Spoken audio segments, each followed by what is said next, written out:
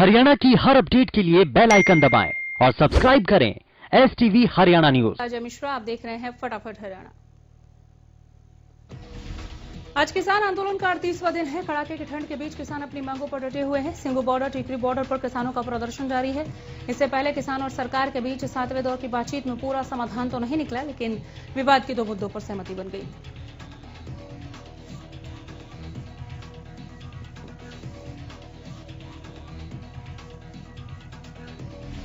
किसानों और सरकार के बीच अब 4 जनवरी को अगली बैठक है। उम्मीद की जा रही है कि इस दिन गतिरोध खत्म हो सकता है। कृषि मंत्री नरेंद्र तोमर ने कहा कि उन्हें भरोसा है कि 4 जनवरी को सकारात्मक नतीजे आएंगे।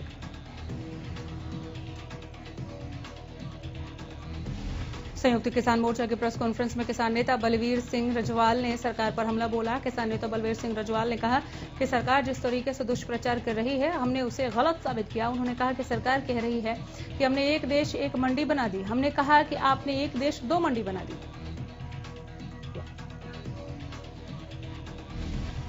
कृषि कानूनों के खिलाफ किसानों का धरना कड़ाके की सर्दी में भी जारी है। किसान सरकार से बातचीत के पहले सख्त तेवर दिखा रहे हैं। किसानों ने साफ किया कि उन्हें कृषि कानून वापस ले जाने से कम मंजूर नहीं। कृषि कानून वापस लिए जाने तक आंदोलन जारी रहेगा। संयुक्त किसान मोर्चा के प्रेस कॉन्फ्रेंस में किसान नेता बलवीर सिंह रजवाल ने कहा कि अगर 4 जनवरी को बातचीत सफल नहीं होती और कोर्ट की भी सुनवाई का नतीजा नहीं निकलता तो 6 जनवरी को सिंघू बॉर्डर से ट्रैक्टर मार्च निकाला जाएगा। उन्होंने कहा कि ट्रैक्टर मार्च 26 जनवरी की रिहर्सल परेड होगी। किसान नेताओं ने कहा कि जब तक सरकार कानून वापस नहीं लेती, हम सब सड़कों पर बैठे रहेंगे। उन्होंने कहा कि हम लोग शांतिपूर्ण प्रदर्शन कर रहे हैं और आगे भी ऐसे ही करते रहेंगे। किसानों के ट्रैक्टर मार्च को देखते हुए बहादुरगढ़ के MP टोल पर सुरक्षा बढ़ाई गई। इस दौरान पुलिस की ओर से टोल पर बैरिकेड भी लगाए गए। गांव-गांव होते हुए किसानों ने शाहजहांपुरा बॉर्डर तक ट्रैक्टर रैली निकाली। किसानों ने रोहा टोल से अपना ट्रैक्टर मार्च शुरू किया। इस रैली में करीबन 500 ट्रैक्टरों पर 1500 से ज्यादा किसान निकले। हरियाणा के ग्रामीण ट्रैक्टर यात्रा में शामिल लोगों के खान-पान का पूरा इंतजाम किया गया। भारतीय किसान यूनियन एकता के नेतृत्व में ट्रैक्टर मार्च निकाला गया। केंद्रीय स्वास्थ्य मंत्री डॉक्टर हर्षवर्धन ने कहा कि पहले फेज में कोरोना की वैक्सीन पूरे देश में मुफ्त में लगाई जाएगी। शनिवार को केंद्रीय मंत्री से जब पूछा गया कि क्या लोगों को कोरोना की वैक्सीन के लिए पैसे चुकाने पड़ेंगे या ये मुफ्त होगा, इसके जवाब में उन्होंने कहा कि दिल्ली ही नहीं पूरे देश में पहले फेज में कोरोना की वैक्सीन फ्री मिलेगी। इस फेज में 3 करोड़ लोगों को टीका लगाया जाएगा। बता दें कि पूरे देश में आज कोरोना वैक्सीन का ड्राई रन चल रहा है। केंद्रीय स्वास्थ्य मंत्री डॉक्टर हर्षवर्धन ने कहा कि पहले फेज में 3 करोड़ लोगों को वैक्सीन फ्री में दी जाएगी। डॉक्टर हर्षवर्धन ने कहा कि इनमें 1 करोड़ स्वास्थ्य कर्मी और 2 करोड़ फ्रंट लाइन वर्कर शामिल हैं। बाकी प्राथमिकता सूची में शामिल 27 करोड़ लोगों को जुलाई तक कैसे वैक्सीन दी जाएगी, इस बारे में फैसला लिया जा रहा है। केंद्रीय स्वास्थ्य मंत्री ने कहा कि आज पूरी प्रक्रिया वास्तविक वैक्सीनेशन ड्राइव जैसी है। सिर्फ लोगों को ओरिजिनल वैक्सीन नहीं दी जा रही। उन्होंने कहा कि अगर वैक्सीन देने के बाद कुछ विपरीत प्रभाव लोगों पर पड़ता है तो स्वास्थ्य मंत्रालय इसके लिए भी जरूरी तैयारियां कर रहा है। स्वास्थ्य मंत्रालय के मुताबिक पहले निजी और सरकारी अस्पतालों के स्वास्थ्य कर्मियों को टीका दिया जाएगा। इसके बाद फ्रंटलाइन वर्कर्स को टीका लगाया जाएगा। इसके बाद 50 साल से ज्यादा उम्र के लोगों को कोरोना का टीका लगेगा। फिर नंबर आएगा वैसे लोगों का जिनकी उम्र 50 साल से कम है लेकिन वो किसी बीमारी के शिकार हैं। कोरोना वैक्सीन को लेकर चल रही अफवाहों पर केंद्रीय मंत्री ने कड़ी चेतावनी दी। कहा कि लोग ऐसा करने से बाज आएं। उन्होंने कहा कि लोग इन अफवाहों की ओर ध्यान न दें। केंद्रीय मंत्री ने कहा कि पोलियो टीकाकरण का अभियान जब चल रहा था तो भी अलग अलग तरह की अफवाह लोगों ने उड़ाई थी।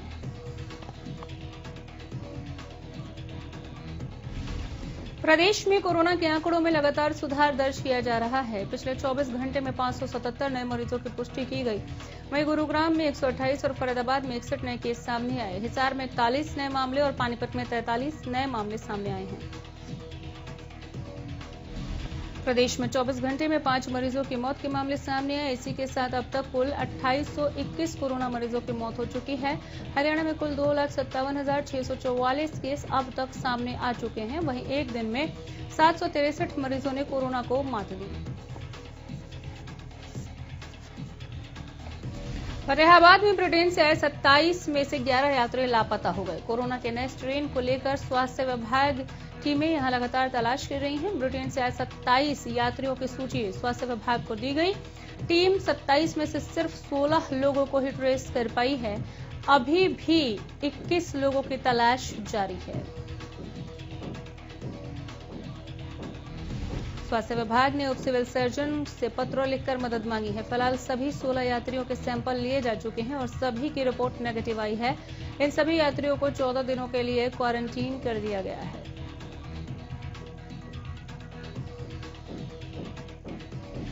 गोहाना में पिछले 1 महीने के दौरान ऑनलाइन ठगी के मामले लगातार बढ़ते जा रहे हैं। पिछले 1 महीने में अभी तक 10 से ज्यादा ऑनलाइन ठगी के मामले सामने आ चुके हैं। अब एक ही दिन में 2 ऑनलाइन ठगी के मामले और सामने आए हैं। शातिर ठगों ने 2 अलग-अलग लोगों से फोन पर जानकार बनकर उनके फोन का एटीएम पिन पूछकर एक में 88,000 तो दूसरे में 1,45,000 की ठगी का शिकार बना डाला। पुलिस ने दोनों ही मामलों में पीड़ितों के बयान पर अज्ञात लोगों के खिलाफ 420 आईपीसी की धारा के तहत मामला दर्ज कर जांच शुरू कर दी।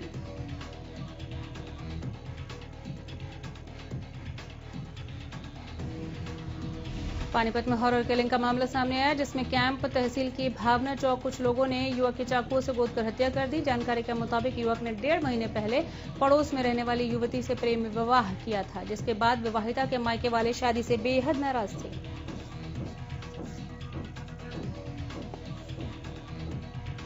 आरोप है कि युवती के भाइयों ने ही मिलकर युवक पर हमला कर दिया, जिसके बाद उसे गंभीर हालत में निजी अस्पताल ले जाया गया। उधर इलाज के दौरान ही युवक की मौत हो गई। वहीं घटना की सूचना मिलते ही पुलिस मौके पर पहुंची और परिजनों की शिकायत पर हत्या का मामला दर्ज कर जांच में जुट गई।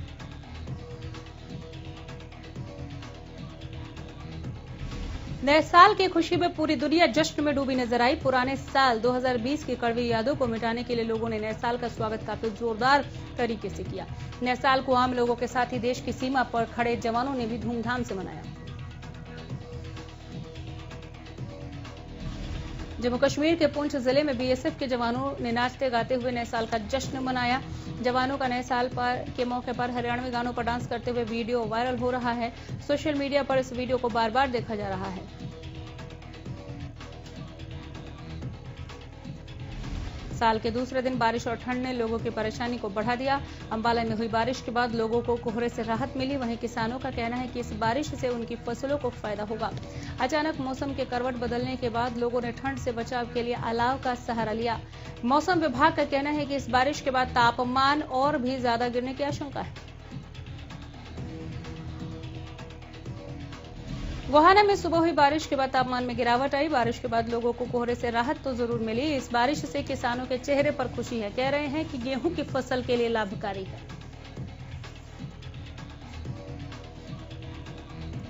बहादुरगढ़ के टीकरी बॉर्डर पर बारिश के बाद ठंड ने लोगों को और भी ज्यादा परेशान करना शुरू कर दिया। धरने पर बैठे किसान टेंट और ट्रॉलियों में बैठकर ठंड से खुद का बचाव कर रहे हैं। इस साल भी अचानक मौसम में बदलाव देखा गया। हल्की बूंदाबांदी ने लोगों को ठिठुरने को मजबूर कर दिया। शीतलहर और कोहरे से परेशान लोगों के लिए बारिश ने और मुसीबत बढ़ा दी है।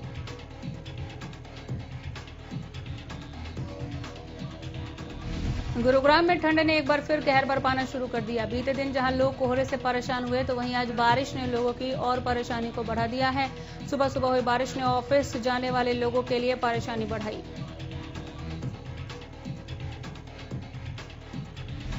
झज्जर में जोरदार बारिश होने के बाद जहां किसानों की फसलों को फायदा हुआ, तो वहीं इस बारिश ने धरने पर बैठे किसानों की मुश्किलें बढ़ा दी हैं।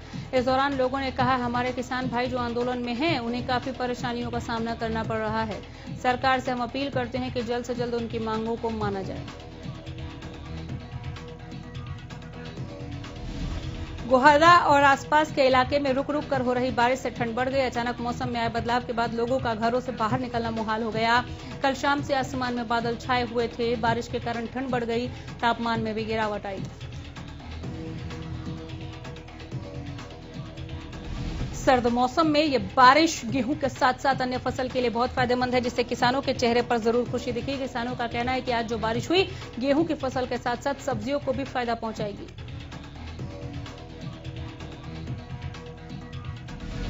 गेहूं फसल को बारिश से उत्पादन में बहुत ज्यादा लाभ होगा। बारिश से पानी की कमी को पूरा कर लिया जाएगा। किसानों का खाद पानी पर आने वाला खर्च बचेगा। ये बारिश गेहूं, सरसों, चना, सब्जियों के लिए फायदेमंद होगा। वहीं मौसम विभाग ने आने वाले 1-2 दिन में और बारिश होने की संभावना जताई।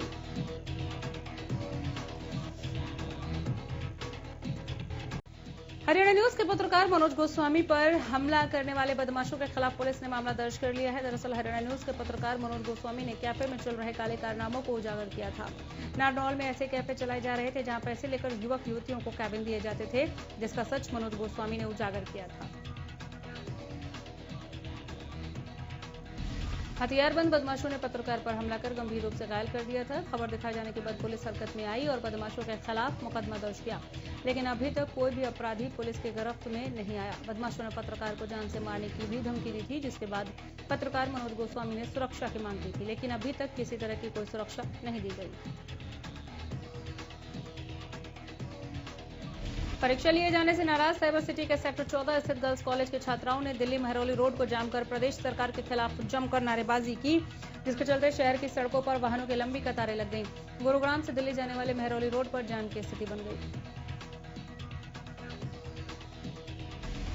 छात्राओं के इस प्रदर्शन से वाहन चालकों को खासी परेशानियों का सामना करना पड़ा। छात्राओं का आरोप है कि कोरोना के चलते पहले तो यूनिवर्सिटी ने एग्जाम न लेने की बात कही थी, लेकिन अब कॉलेज द्वारा 20 जनवरी से एग्जाम शुरू किए जाने की बात कही जा रही है।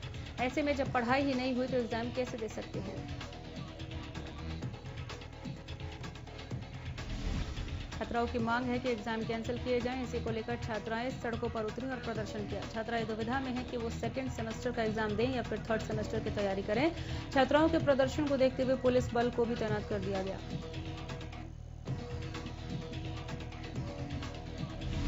पंचकुला के सेक्टर 2 स्थित हरियाणा स्टेट हाउसिंग कॉर्पोरेशन के कार्यक्रम में केंद्रीय जल शक्ति एवं सामाजिक न्याय एवं अधिकारिता राज्य मंत्री रतनलाल कटारिया ने शिरकत की। इस मौके पर उन्होंने कहा कि अंबाला में राफेल विमानों की तैनाती से अंबाला और देश का गौरव दुनिया भर में बढ़ा है। उन्होंने कहा कि इससे आने वाले समय में हम चीन जैसी ताकतों का मुकाबला करने के लिए आत्मनिर्भर हुए। वहीं कटारिया ने बताया कि वेयर हाउस कॉर्पोरेशन अपने उन्नत कार्य के लिए हरियाणा भर में अपनी पहचान बना चुका है। केंद्रीय जल शक्ति एवं सामाजिक न्याय एवं अधिकारिता राज्य मंत्री रतनलाल कटारिया ने कहा कि जब वो वेयर हाउसिंग कॉर्पोरेशन के चेयरमैन नियुक्त हुए तब कॉर्पोरेशन का मुनाफा 8 करोड़ रुपए सालाना था, जो आज बढ़कर 90 करोड़ से ज्यादा हो चुका है। एसडीएम बल्लभगढ़ लगातार शहर में स्वच्छता अभियान के लिए दौरे करके लोगों को जागरूक करने में लगे हुए हैं। दूसरी ओर एसडीएम कार्यालय के बराबर में ही बने रिकॉर्ड रूम से चौंकाने वाली तस्वीरें सामने आई, जहां पर सीवरेज का पानी रिकॉर्ड रूम में भरा हुआ है। जब इस विषय में रिकॉर्ड रूम के एडिशनल रिकॉर्ड इंचार्ज से बात की गई तो उन्होंने कहा कि उन्होंने संबंधित विभाग को लिखित शिकायत दी है। कहा कि रिकॉर्डर को संभालना उनकी जिम्मेदारी है और जल्द ही इस गंदगी को साफ करवा दिया जाएगा।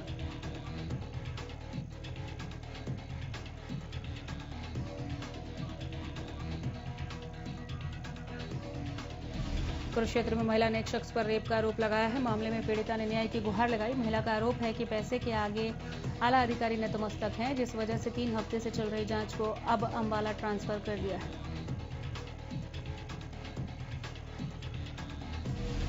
पीड़िता ने आरोप लगाया कि उसकी फेसबुक पर फ्रेंडशिप हुई थी, जिसके बाद महिला को विदेश भेजने और पैसे कमाने का झांसा देकर निजी होटल में पासपोर्ट बनवाने के लिए बुलाया और यहां पर उसे नशीला पदार्थ देकर दुष्कर्म किया गया।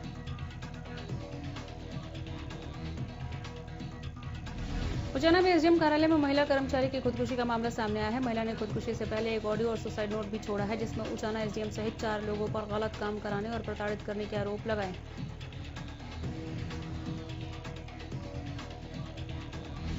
सुसाइड नोट में महिला ने एसपी से गुहार लगाते हुए सुखदेव भारतभूषण थुआ गांव के संदीप क्लर्क और एसडीएम राजेश खोत उचाना को मौत के लिए जिम्मेदार बताया। साथ ही आरोपियों के खिलाफ सख्त कार्रवाई की मांग की। बता दें कि उचाना एसडीएम कार्यालय में कार्यरत महिला ने अपने घर जहरीला पदार्थ खाकर सुसाइड कर लिया। गोना के शिवनगर कॉलोनी में नए साल के पहले ही दिन एक विवाहिता ने अपने ससुराल वालों से परेशान होकर खुदकुशी कर ली। सूचना पाकर मौके पर पहुंची पुलिस ने शव को कब्जे में लेते हुए महिला के पति समेत 4 लोगों के खिलाफ मामला दर्ज कर लिया है।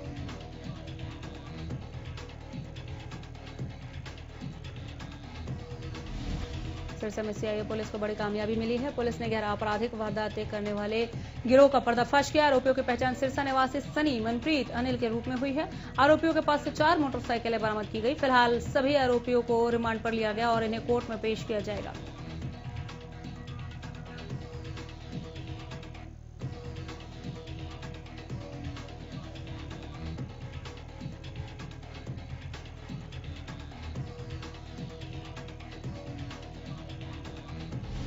जुलाना में नए साल के मौके पर चोरों ने कुछ दुकानों में चोरी की वारदात को अंजाम दिया। जब लोग 2021 के स्वागत की तैयारियों में लगे थे, वहीं दूसरी तरफ 2 दुकानों में चोरों ने सेंध लगाकर नकदी पर हाथ साफ किया। जुलाना के मालवी फाटक के पास की यह घटना है।